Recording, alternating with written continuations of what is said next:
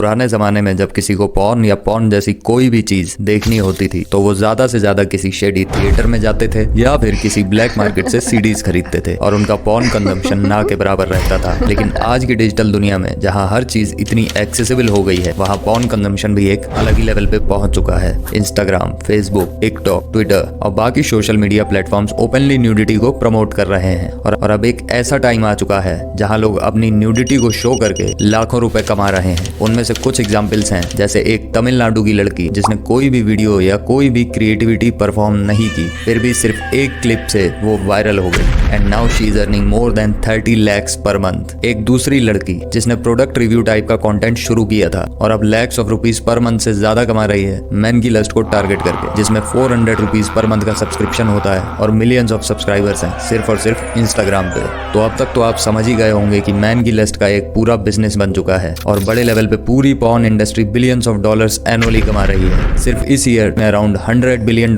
का porn industry का collection है और ये अमाउंट इतना ज्यादा है कि इतना कलेक्शन तो हॉलीवुड का भी नहीं होता है। और इंडिया पूरे वर्ल्ड में 3rd most frequent viewer of porn rank हुआ था। और सरप्राइजिंगली इंडिया का पॉर्न कंजम्पशन कोविड के टाइम बहुत ज्यादा स्पाइक हुआ था, जो कि एक बहुत ही ज्यादा डार्क फेज था सबके लिए। ये लस्टी $1 बिलियन बिजनेस सिर्फ और सिर्फ इंस्टाग्राम, टिकटॉक या ओनली फैंस तक ही लिमिटेड नहीं है। इंसान की इंटीमेसी की डिजायर्स एक सिंपल सी चीज को भी सेक्सुअल प्रोडक्ट में बदल देती है, जैसे एक सोप। अब आप सोचोगे कि एक सोप सेक्सुअल प्रोडक्ट कैसे हो सकती है। सिडनी स्वीनी, जो कि एक हॉलीवुड एक्ट्रेस है, इनको आप लोगों ने मीम्स में कहीं ना कहीं देखा ही होगा। इन्होंने रिसेंटली एक सोप लॉन्च किया था किसी ब्रांड के साथ कोलैबोरेशन में, और ये कोई ऑर्डिनरी सोप नहीं था। This soap was infused with the actual bath water of this actress, ऐसा इनका क्लेम था। इनके सोप का प्राइस अराउंड $8 था और तुरंत ही अराउंड 5000 सोप्स की सेल हो गई। और सरप्राइजिंगली कहीं कहीं तो ईबे पे इस सोप का रीसेल हुआ अराउंड 1,40,000 अगर इंडियन करेंसी के हिसाब से देखा जाए तो जाहिर सी बात है लोग हाथ धोने के लिए तो इतना महंगा साबुन नहीं खरीद रहे होंगे।